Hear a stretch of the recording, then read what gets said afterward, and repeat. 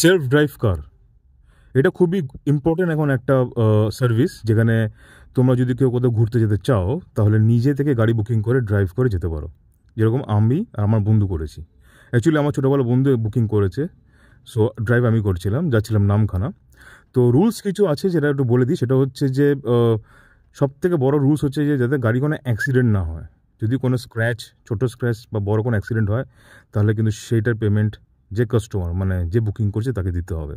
এক, সেকেন্ড কথা হচ্ছে যে গাড়িতে ওঠার আগে গাড়ি ফুল চেক করে নাও, যদি কোনো ফল্ট থাকে সঙ্গে সঙ্গে যে ওনার তাকে জানিয়ে দিও, যাতে কোনোভাবে তুমি অসুবিধা না পড়ো। দুটো তো পয়েন্ট গেলই। থার্ড পয়েন্ট ইজ দ্যাট এখানে কিন্তু তেল নিজেকেই ভরতে হবে। কোনো গাড়ির ওনার মানে সোকল যারা ফ্লিটে দিয়ে রেখেছে সেই গাড়ির ওনার কিন্তু কোনো তোমাকে তেলের টাকা দেবে না, তেল তোমাকে নিজেই ভরতে হবে। সো সেইভাবে হিসাব করেই ভরো, নাকি কোনো কারণে তেল যদি এক্সট্রা বেঁচে যায় সেটা তুমি কিন্তু ফেরত পাবে না, তার কোনো টাকা ওরা দেবে না, সেটা কিন্তু গাড়ির ওনারদেরই হয়ে যায়।